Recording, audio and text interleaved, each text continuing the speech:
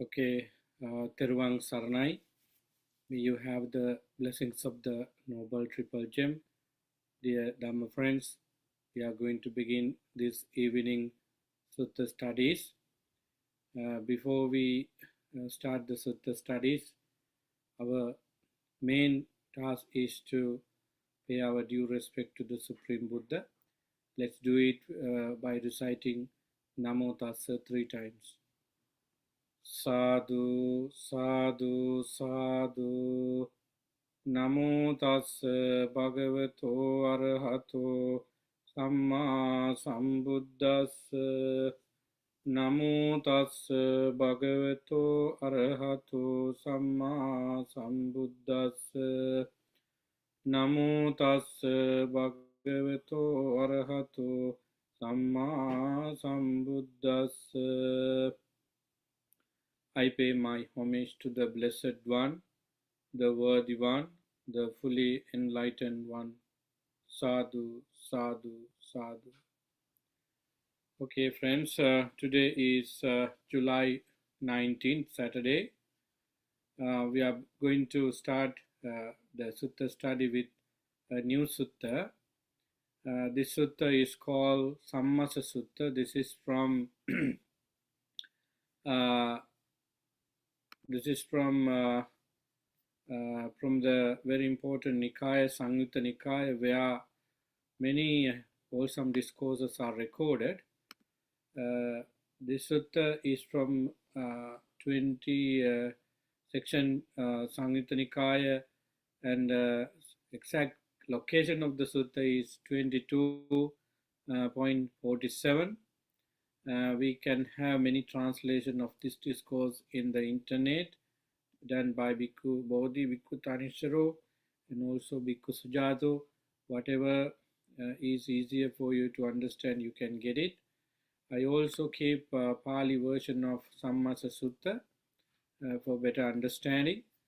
So this sutta, unlike other suttas, tells us what we need to practice to understand suffering as it is, and also the causes of suffering.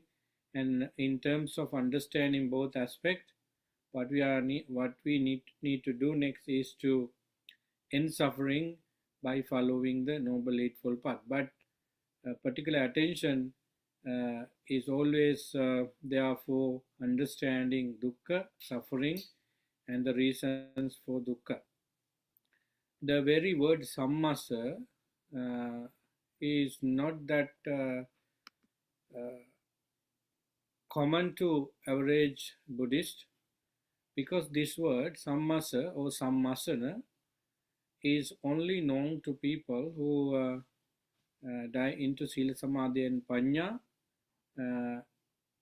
to understand the Four Noble Truths. In other words, those who have read suttas and practiced vipassana into a certain extent can understand this Pali term sammasa or sammasana. With this word, you might have heard of another word, paramasana. Paramasana, sammasana. Paramasana means you do observation externally. Usually, people who have a normal way of living do paramasana. That means you think that everything exists because your senses are working, and you see people, you see things around, and you hear sound, you taste, and whatever the senses produces, you accept them as true, and you say this is that this is me, this is. And so basically accepting what the world accepts is called paramasana. But sammasana is quite different from that. It has different meanings, such as looking into the sources and conditions, sammasana, and then looking into realities through investigation. These are some of the explanation we could give for sammasana. With sammasana or self investigation or explanation or self scrutiny. These are some of the English translation for this. It means that we are able to understand what is happening in our mind from a very different point of view, which is wise attention. So this sutta tells us such practices, and the way the Buddha explained the sutta is also significant. I have this summarized version with me, and I will tell you that first, then we can go into the details of the discourse. So, as I said, sammasa means deep inner inquiry, in other words. So, Buddha once stayed in a town called Kammasadama in the Kuru country. I know people are aware of this particular place, Kammasadama in Kuru country. It is the place where Mahasatipatthana Sutta explained, and some other suttas were also explained in that particular country and village, and they are all deep because the monks and lay people in that particular country seems seemingly wise and intelligent to understand the entire process of existence than other people in the world. So that Kuru country, basically Kammasadhamma, is famous for such intelligent people. So the Buddha lived there, and one day he wanted to ask from monks this question: have you ever done deep inner scrutiny or inquiry? There, one monk said, yes, Bante, I have. But if you read the discourse, the answer given by the bhikkhu was not satisfying the Buddha. Then, to us, the sutta tells us that the Buddha showed his not unhappy mood, but a mood like this monk does not understand it well. Then Venerable Ananda respectfully asked the Buddha to explain what true inner scrutiny is. Then the Buddha agreed the request and gave a powerful, very meaningful teaching there. That is the core of Sammasa Sutta. If I give you, summary there. First, Buddha talks about investigating the root of suffering. That is the first thing he talks about. Because inner inquiry, whenever you inquire your own mind, your own body, and so on, what you can find is dukkha. So the Buddha talks about dukkha. In other words, if you look at the Bodhisattva's investigation into reality, some sutta says that the Bodhisattva questions why this Jara Marana. These are some of the things we all experience: Jara, Vyadi, Marana. These are the three things that anybody can understand as suffering. So Bodhisattva started why this death, why this aging, why these sicknesses happen to people, happen to living beings. Then we know Bodhisattva found out the answer that it is because of birth. And why birth is happening? It is because of existence. Why existence is there? Because of clinging. Why clinging arises? Because of craving. And likewise, similarly, it goes to the top level called avijja. There, Bodhisattva came to a conclusion that whole mass of suffering, dukkha, arises in this gradual manner, and finding solution for the gradual progression of dukkha could be ended when you apply the Dhamma in a same gradual way. So in this sutta, Sammasa Sutta, the Buddha first talked about the roots of suffering in details. He said that if you are a wise monk, you should reflect thus: what is the cause of all the pain and suffering of aging and death? What is the cause of all the pain and suffering of aging. So there is aging and death. Why people suffer from this aging and die? So that is something bhikkhu should question. By investigating deeply, the monk should realize that aging and death arise because of upadana or clinging. I know that you are very familiar with this teaching so far because you have read it before from the different discourses, so that you may not be able to find new things, but just pay attention for the sake of you know prove yourself certain dhammas and for the sake of making others enlightened. So we have to engage in dhamma discussion, even though the content of the discussion is much easier. So we know that with deep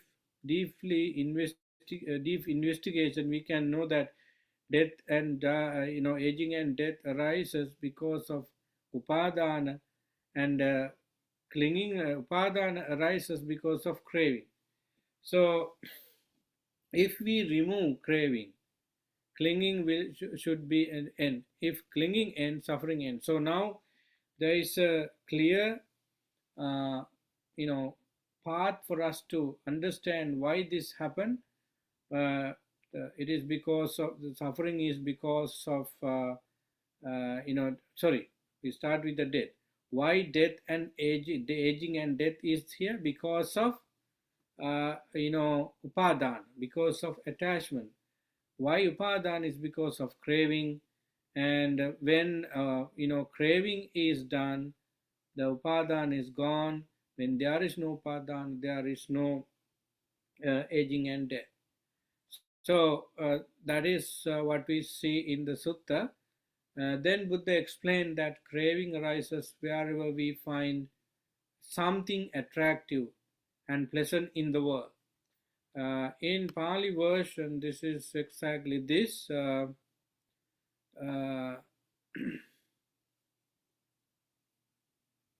Right, so give me a second.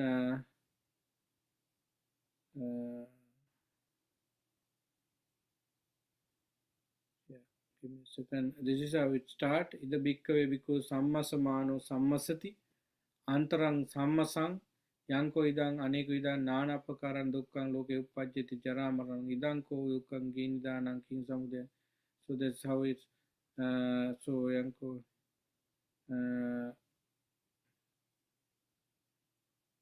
yeah, the Pali version is too long sometime.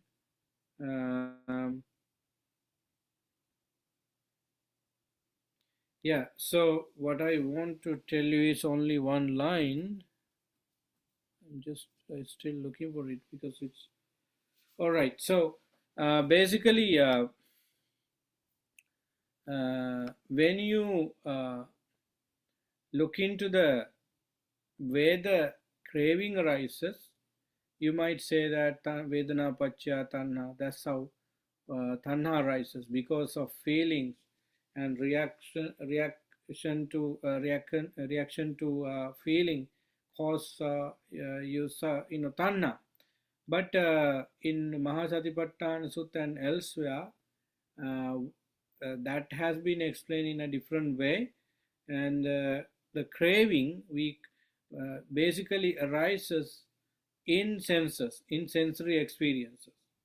So chakung rupe pirupang sat rupang tanha uppajjamana uppajjati nivisamana nivisati. So basically we crave pleasant sights. We crave for pleasant sight. We crave for nothing but anything pleasant, we crave for it. And then we crave not only for form, but it also happened for sound, smell, taste, touch, uh, uh, and also the thoughts or ideas. Wherever we find pleasure or beauty about them, we tend to crave it. And craving leads to clinging, and clinging leads to suffering. So, because so far we know suffering exists, we know that. And why suffering arises? It is because of Upadana, when you have upadana, you are bound to experience suffering. Because where is too much upadana, then respectively suffering arises. But if you have less upadana, the level of suffering might also be less. So basically, now we know that suffering we experience is because of upadana, and upadana is because of craving, and craving arises in salayatana six sense basis. And if we want to end craving, if we want to end craving, if you want to end upadana, if you want to end suffering, so suffering should be, causes for suffering should be eliminated. So that is what it means. The Buddha warns that people in the past, present, and future often make a mistake. What is that? They see pleasant things in the world as permanent, pleasant, and part of a self. So the Buddha warned the bhikkhus over there that people in the past, in the future, even in at present moment, uh, do a mistake, and that is pleasant things in the world as they see pleasant things in the world as permanent, pleasant, and part of self. They believe these things will give true safety and happiness. So this is an illusion actually, because if you think pleasant things are permanent, pleasant, and part of self, you have already fallen into a view that you exist and they exist. So therefore, permanent ideas, permanent created ideas on anything like that doesn't work in many ways, because they are all impermanent, right? So there is a simile given here. It's a poison drink. Suppose a man is extremely thirsty, and someone offers him a beautiful drink, it looks, smell, tasty, and so on. But that is poison. If he drinks it without thinking, he may enjoy the taste, but he will die or suffer terribly. So the simile is given. It is the poison drink. Suppose the drink in the cup is of course poison, but it is very smelly, looks great for the eyes, and whatever the people talk about, it is so advanced. So, but there is poison in it. So what does that man who wants to eat it have experience? Yeah, it is colorful. It is clean. Seems it is a very scented bottle, and so on, so that you have all these external things, but it is dangerous, because when you drink it, you die, right? So this is the symbol is given. In the same way, we often chase worldly pleasures without wisdom. Buddha said that we always go behind the sensual pleasures. Without it happens because of lack of wisdom. Uh, so people, when they chase sensory stimulus, sensual pleasures, what they do is they think that they are sweet, they are wonderful, uh, so that so they are going to experience all these things. But wise person always uh, refuses poisonous things. It is like you go to a party and you get a very smelly and tasty drink, and you drink it because of the color, because of the taste, and so on. But you do not know whether it is poisonous and or not. So here, even though you enjoy sensual pleasures, do not think that it is permanent. It is subject to change. So what is the purpose of attachment to something or somebody permanently? So because it brings suffering. Having said this, the Buddha is talking about the way to freedom in the sutta. Basically, the freedom of suffering could be, gained and stayed in when we understand three characteristics of all sankharas, namely impermanence, anicca, unsatisfactoriness, dukkha, and non-self, anatta. So we would be able to see these three aspects of all sankharas. Then only we can take a good decisions to move away from this busy life.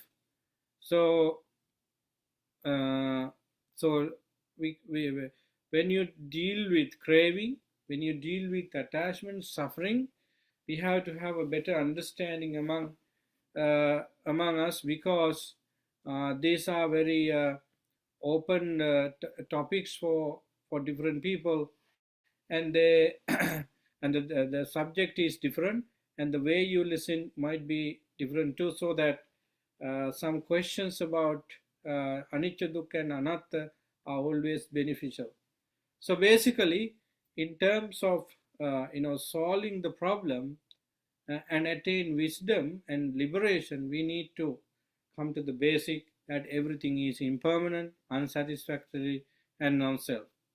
So there we reflect back to the history that the moment we attach to things, the moment we fight for certain things, so unless we know the reality of every sankaras, we do so, but so long you know it, you are not going to fight with anyone, you are not going to worry about your emotions and thoughts, because you see that you are a wise individual and you can see the impermanence, unsatisfactoriness, and non-self in each phenomena.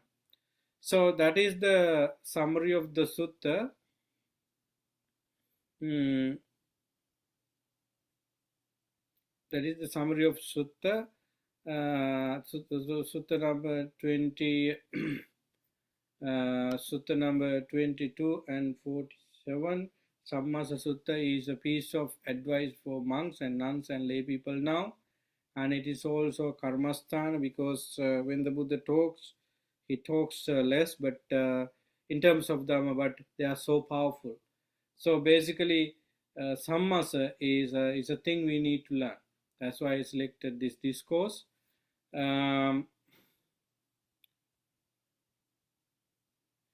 So Sammasa Sutta.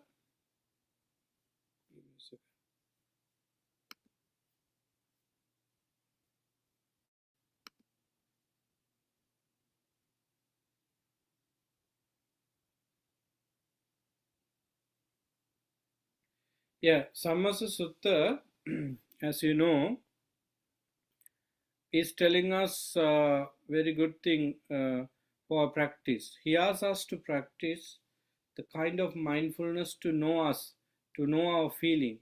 Mindfulness doesn't mean, friends, just only looking at things and doing with attention. Mindfulness, uh, the very word mindfulness gives a lot of things to our life. It means that mindfulness, wherever mindfulness is, wherever mindfulness practices, they should be able to calm down their mind better than others, because you are talking about that mindfulness, that awareness. So I think lacking of this quality,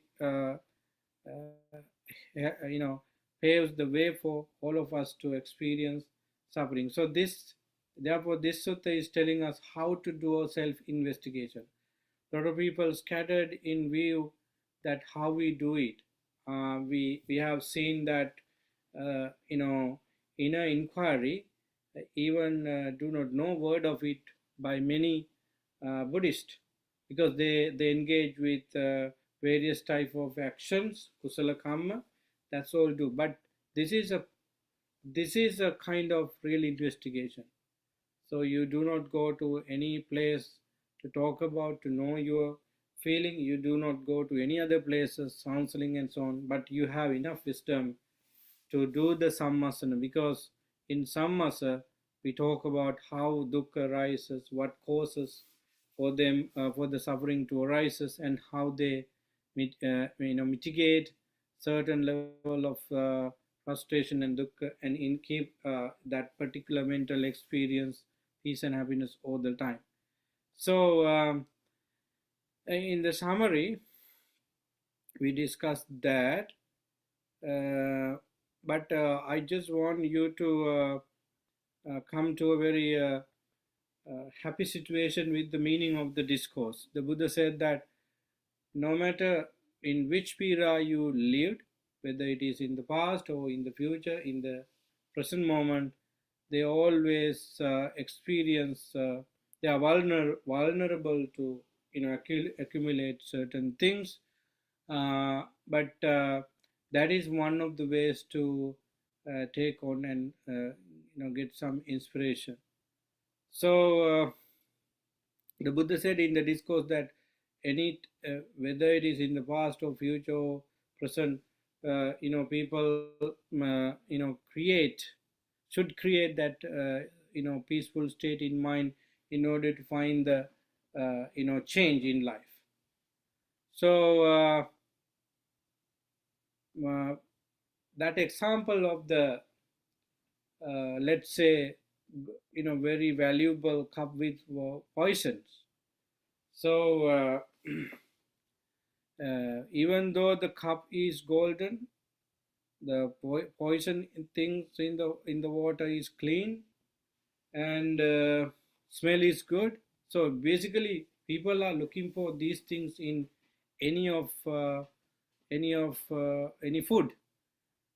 If the color is good, if the smell is good, if it is well cooked, and if that gives you know various vitamins and things like that, people think that we should eat, we should have it, but you might be dying as soon as you take such medicine, because uh, you have poison in it, you have craving in it.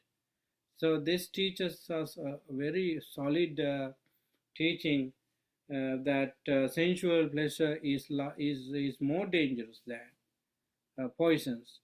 So so sensual pleasures lead us to create sakkaya, and it creates I, me, and myself, and it could create a lot of things. So that learning about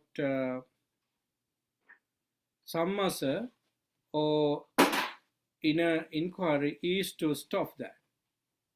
So that is what we find in the sutta in the later part of the discourse. So the bronze cup with poison is an example. Just keep in mind, sensual pleasure is compared to the poison. The poisons are very smelly, tasty, but you might die as soon as you drink. So that's why sensual pleasure is regarded as dangerous as enemies and so on. Another discourse I found from the same Nikaya, and that is called Samanupassana Sutta. It's like seeing things as they are. Whichever way the things happen, and I realize it, something like that. So this discourse was delivered by the Buddha to unknown monks. So Buddha talk about Buddha called monks. What he said, whatever contemplative or Brahmin who assume in the various ways when assuming a self, all assume the five aggregates of clinging. Suppose from one corner of the universe to the other corner, there are many types of living beings, and whenever they talk about uh, uh, five aggregates of clinging, craving, tanha, upadana, they are talking about self. So in other way around, if you talk about self, if you talk about Atma, if you talk about Sakaditi, you are talking about the five aggregates. So, as you know, the five aggregates, they are nothing but what we think. They are nothing but what our thought processes, produces. So that sammasa here is important, and he talks. The Buddha talks about uh,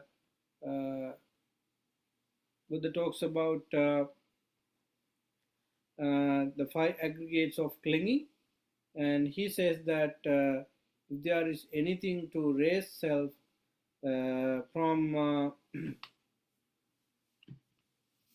Rupa Vedana Sanya Sankar Vinyan, it could happen only for somebody who has already started the inner, inner inquiry. So if we think that Rupa is self and Vedana is self, and then Sanya, perception, mental formation, or fabrication, Sankara, and consciousness uh, as self, or that is been the five aggregates of clinging. That reflection is for five aggregates of clinging. So that is what Samanupasana Sutta teaches us in short. So there are many other discourses that relevant that attach to this particular sutta, sammasa, paramasa. So do the internal investigation in order to find the causes of suffering and the suffering is itself, and depending on the time. So others are also think about various aspects of dukkha and arising of dukkha. So that is from Samanupasana Sutta and Sammasana Sutta. I would like to ask questions about Sammasana or any other similar things from you if you have any additions to it. Before we go forward with some other things, you can add, you can or explain things, or you can ask questions about it. Because this kind of sutta should go with some interactive questions. Then only we can explain things further and with more examples, and we can show the connections of this particular way of observation to the other practices that gives you good results. So discussion is open for everyone.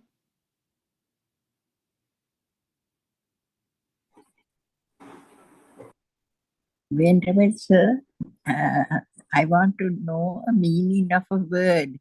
Is there a thing called sammasana jnana? True, yes. It is one of the vipassana jnana. That So is like Udevaya. Is that yeah, the one? that's right.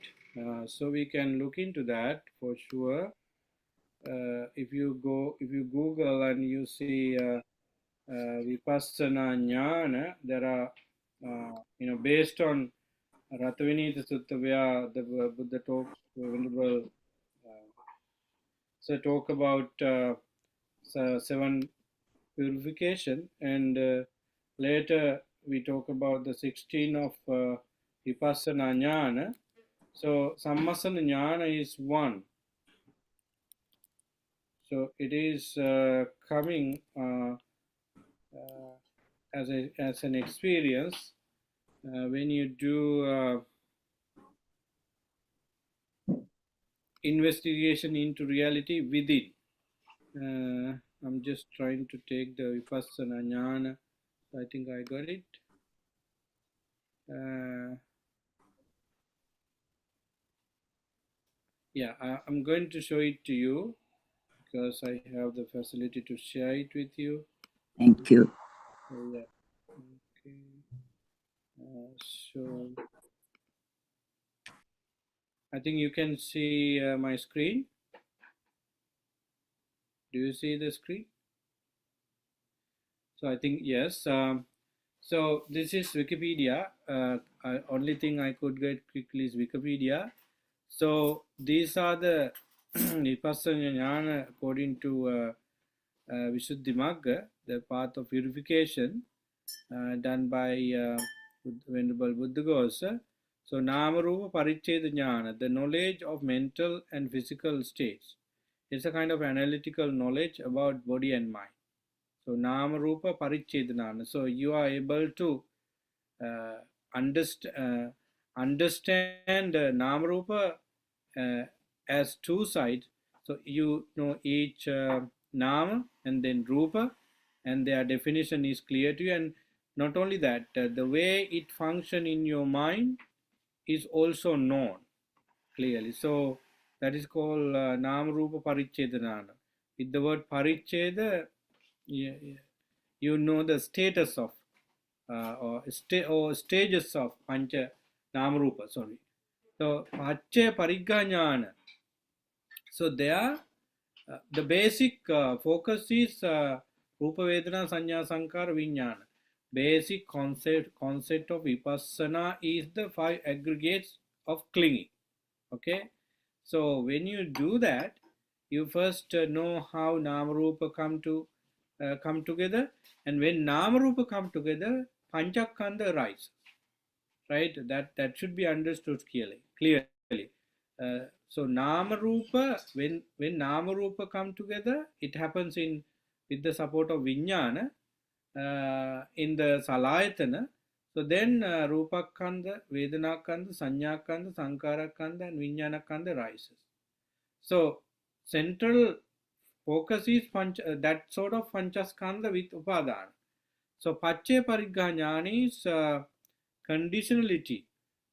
So how Nam and Rupa rises together and make things possible. So that is being taught in Pache Pariganyana. It is said the knowledge of Parisampada is being analyzed. And then the third one is Sammasa Jnana, knowledge of the three characteristics of mental and physical phenomena. If you remember the Sutta, Buddha talks about the three characteristics, Anicca, Dukkha, and Anatta. So when you do the self-inquiry or inner inquiry, what you are finding in your mind is impermanence, unsatisfactoriness, and non-self on Panchakanda, on Rupa, Vedana, Sanya, Sankara, Vijnana. When you see the impermanence on Rupa and so forth, when you see the unsatisfactoriness on these five, when you see the non-self on these five, that's knowledge is very deep, and you understand that there is nothing hereafter attached because you see the three characteristics. That is called sammasanana. After that, you see Udayabhya Jnana, Bhanga Jnana, Bhaya Jnana, Adino Jnana, Nibbida Jnana, Munchutu Kammita Jnana, Patisankara Jnana, Sankarupekka Jnana, Anuloma Jnana, Gotrabhu Jnana, Magga Jnana, Pala Jnana, Pachavekkana Jnana. So these are the 16 Vipassana Jnana, and the very Jnana the Chandranimanya talks about is Sammasana Jnana, and it is the third one.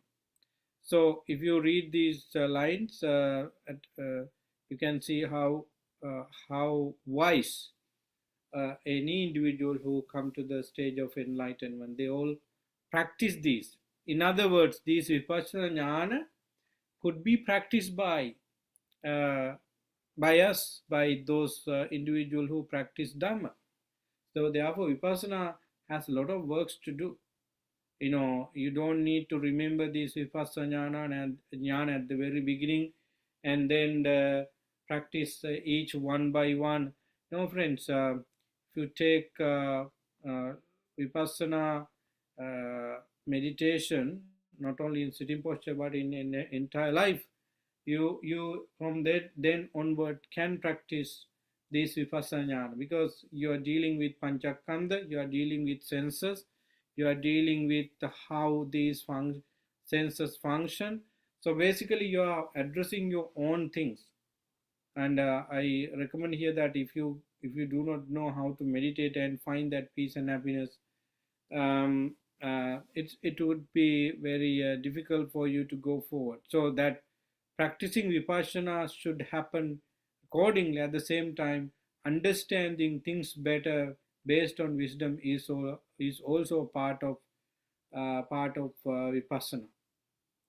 So that is what I can say for Chandranimani's question. So Sammasanyan is there. It talks about knowledge of the three characteristics of mental and physical process, how body works and how mind works. You see it there. You see the three characteristics, nothing else. That's called Sammasanyan. Tiruvan Saranai Manti. Okay.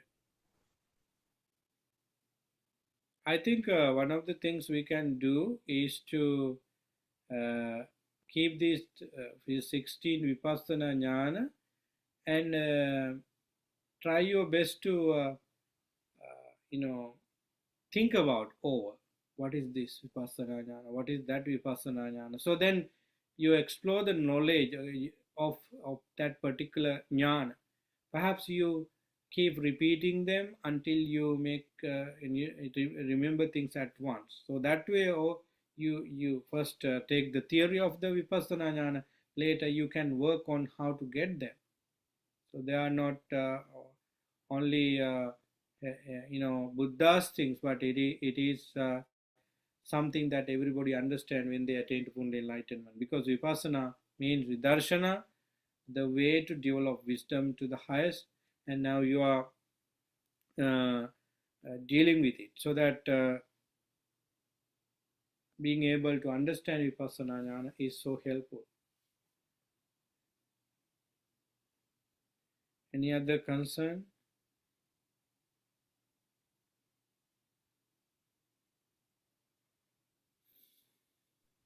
Venerable sir, are there any methods like Nama Rupa Paricheda? How we learned was with the breath. First, we were asked to contemplate on breath and how it enters the body and the feeling, and try to separate it from the breath and the body and the feeling of in breath and the out breath. This was the first lesson we were given to separate Namarupa Paricheda. Yeah, I can see that that you start this particular practice. Actually, Nama Rupa Paricheda is a knowledge you get Yeah, when you do yeah. something. On Then you can see that this is Nama, this is Rupa. yeah. First Like, thing you need to know is yes, now what is Nama and what is Rupa.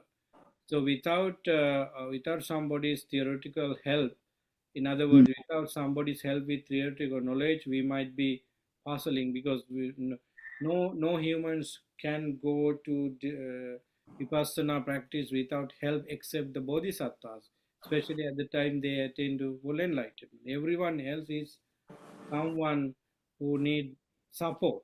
Suppose you suppose you know now what nama and what rupa, there you have a chance of going into the very safe practice, so that there you would be able to really understand what how sammasana, how nam rupa arises and passes away. There yeah, is there you have something to investigate always. So your mindfulness is all about how Nam Rupa rises. And your perseverance is to keep that mindfulness without breaking. And concentration is also on, Udayavaya. So, yeah, we can see that the path is clear for it. But the Nam Rupa are very subtle feeling, subtle things, very fundamental level. Rupa rises, Vedana rises, and so on. They are called Nam Rupa. So, how do you see form? So, Nam Rupa has already connected. So, if you read Madhupindika Sutta and Suttas where Tinnan Sangati Paso and talk, so there we see Nam Rupa come together. In the Padisambhada formula, it is at the very top. and Vijja Pacha Sankara, Sankara Pacha Nam Rupa Pacha Salayatano. Yes, but it could be understood different ways. Where in that formula, the way the Buddha talks about the rising of suffering is not to start with any physical, any mental, organ, but the Buddha talks about the concept as concept. Avidya is the main cause for sankara, and sankara is because of sankara there is this and that. So you see that some understand the vipassana meditation and also Uday Vayanyana when you look at your own senses. So basically, yeah, we need to understand how Nama and Rupa connect together, and Mahanidana Sutta and elsewhere it's been talked, and there are many individuals who can explain it well. So Nama Rupa are subtle, but we have to understand how things arise. And then it could be a very encouraging feeling for you to do more because you still remember Nama Rupa, Nama Rupa, Nama Rupa, and so on.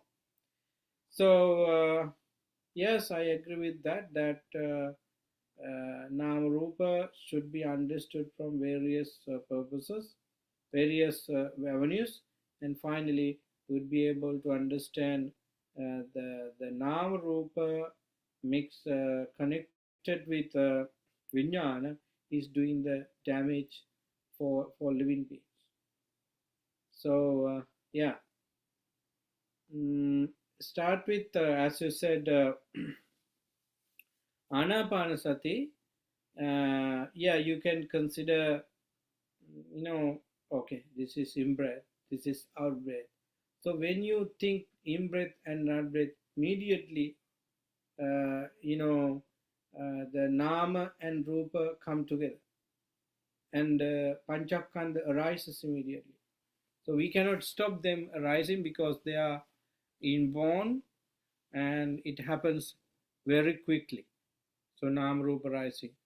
So it the practice for knowing Nam Rupa could be vary. For some people, it should be Anapanasati meditation for them to see the you know Nam Rupa, and then some people do not use that way, but they could observe the senses and so on. Some people could take the death of a family member and consider that it happens to me and I should be calm and peaceful. So you slowly earn aspect of vipassana based on Nama Rupa. So if your teacher taught that things in your meditation, and if it has been working so far, I think that is a good, that is a wonderful things to hear. Yeah, So and then you go to Dhatu Vanachakarya and Kayagata Sati and all that, and you learn thoroughly. yeah, that is also vipassana. That is also door to investigate Yeah, Nam Rupa. Yeah. So you consider yourself as a collection of or existence of dhatu. yeah. Um, It is not Asubha or Adino anything, but yeah, just Dhatu Vanachakarya to break the Ganasanya. yeah, yeah. That's true. This is the very last point of investigation because if when you see that vijnana is welcoming, sounds, forms, taste, and so on, and they are nama rupa rises because when vijnana comes, nama feeling, what is nama? It is nama means vedana sanya chetana passa manasikara. Mm. Vedana sanya chetana passa manasikara, none of them start to arise if a material form, sounds and things do not come from the senses. In other words, Nama does not arise, Nama does not appear, or there is no anything like that if not, Rupa arises. So basically, Rupa is the essence that Mm. senses produces, then Vijnana comes uh, the Vijnana makes the connection between Nama and Rupa in the Salayat, in the function called Passa in the Salayat. So we need to have this theoretical understanding about Namarup first, and then we have to see it from our own self investigation. Then, when you see that, it's easier for you to conclude that okay, Nam and Rupa, of course, yes, come together, but whatever the Nama Rupa together produce is also impermanent, unsatisfactory, and there is no self in that. So, when you investigate in this manner, your theoretical understanding about Nam Rupa come to a very solid experience in you. Then only you let go of causes of suffering. You detach from. You are in a super state. So I do not know what state your mind exists now. But what I'm saying is that they are very serene because they have seen the whole story of Nam Rupa.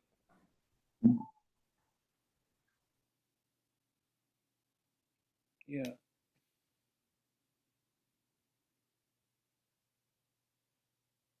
Yeah. Any meditation uh, should be taking us into this conclusion. Suppose you take a samatha bhavana object, first and foremost, your objective is to experience that calmness and serene, peaceful state of mind. So, what is after? Once you finish, gaining that samadhi experience over and over, now you feel that this is also something, impermanent. I know that, but what exactly I should do from here? So they can actually begin, as you said, dhatu, uh, manasikara, death meditation, and slowly would be able to understand that everything based on uh, Panchakanda Namarupa. So people's reactions to those is such so that I should practice this because in one hand we experience suffering, on this side we are looking for a opportunity to get out of suffering. So that kind of investigation into your mind and body always help, not for you but for everyone around you, because everyone understand the problem, everyone understand the causes for problem, but only few who take measures to end suffering and establish the awareness. So that is how it happens. Repeated, the sutta repeats the way to do it. Start from senses, start from you know sensory experience, start from death of a samban, start from aging. These are some of the sources we have to get into sammasana jnana, the jnana that shows us the impermanence, unsatisfactoriness, and non-self of each and everything here. So Venerable Sir, only in this way we can experience the Nibbana state of mind. I would say this that experience in Nibbana is taking place when only you deal with, yes, the Panchakanda and attachment to Panchakanda. This attachment is being taught in three Akusala Mula, Lobha, Dvesa, Moha.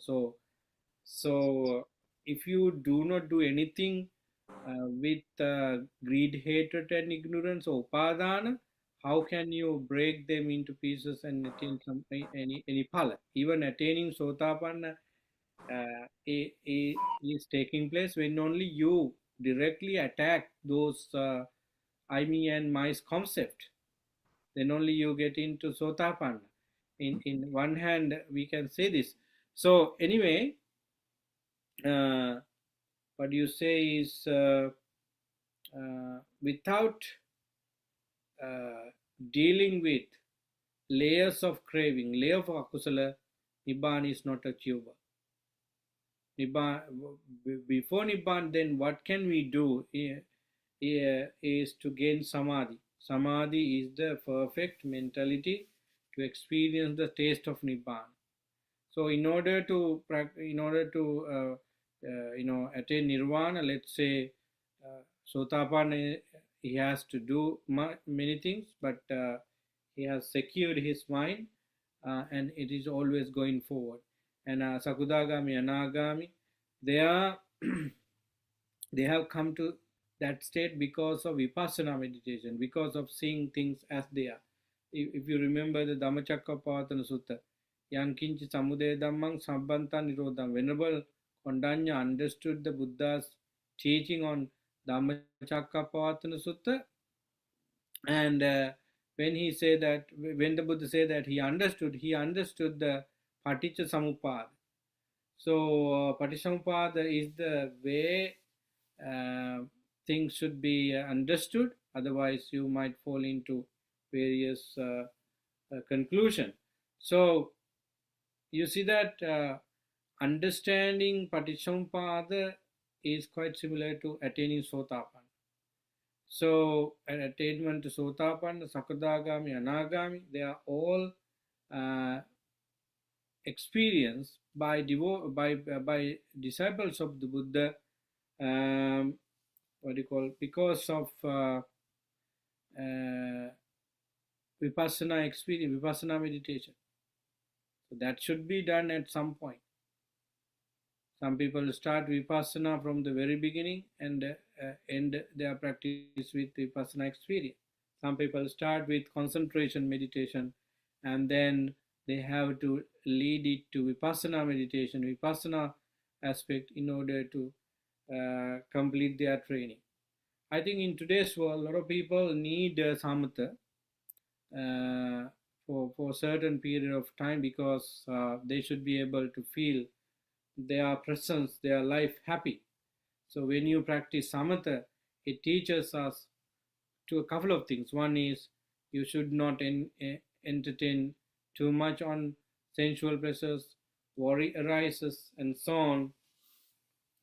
And then you would be able to find the way out of it in order to get into vipassana. First, you enjoy your life with sukha, piti, sukha, and pasadya, and so on. That is happiness. So, based on that, you would be able to do vipassana. It is much easier because your mind is not scattered anymore. So, grasping deep teaching, you can do it because your mind is in a state of samadhi. So basically, in today's world, a lot of people need samadhi, and if samadhi is developed exactly as the Buddha said, you never stop meditating because you do it every time you have, since you have tasted it very much. I think mm, that is it. We have to practice samatha, both samatha and vipassana, in order to get into phala status, Sotapanna, Sakadagami, Anagami, Arhat. Even so, that is been happening when only we do that investigation into reality.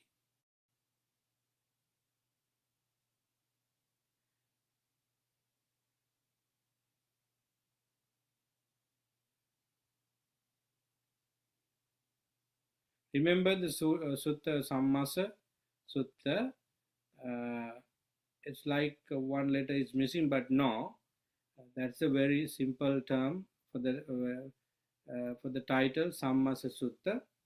Uh, it's self investigation or examination, inner inquiry, other example, direct translation.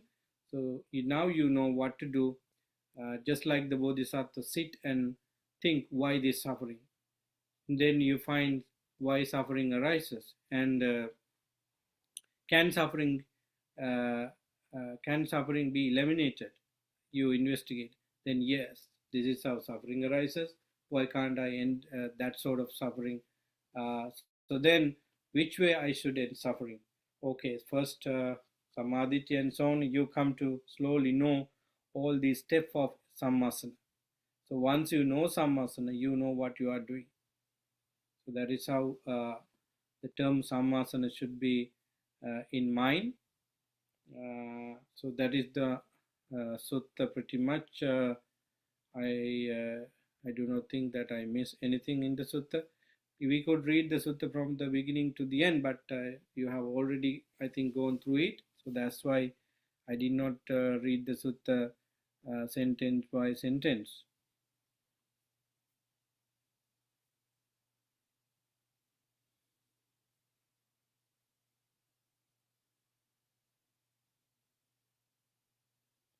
Okay, if you do not have anything to add or to, like, anything new about Panchakanda, just in today's Sutta studies. I'm still on the way to temple. I was trying to come to temple about 30 minutes before the Sutta studies, but I was unable to. And I am staying with Kantibani and Lakshman Pituma and their house, so they kindly offered me the opportunity, the place to conduct the Sutta studies class uninterrupted. I think first and foremost, the merits out of this wholesome act should go for them for their long life and good health, and also their daughter and son and their family should be well, and may they be able to practice sammasana jnana along with the other vipassana jnana, so that they complete their training on a noble path and attain nirvana. And having participated in the sutta study class, you also did a great job. So listening to a dharma talk like this is not easy. So we are not together in a in a distance to see you. We all participate from our places. So listening to computer is not easy. So you do so because of the enthusiasm you have for the Dharma. So you are also respected, highlighted with the Dharma in mind. And finally, we wish you good health and peace of mind for your practice to Nirvana. So having said this, I'm going to end today's Sutta studies. May the divine beings receive our blessings. May your relatives, stay peaceful and calm and joyful. And finally, we all need to practice Dhamma and attain Nirvana soon in this very life. With that thought in mind, I'm going to end today's Sutta study. Sadhu, sadhu, sadhu.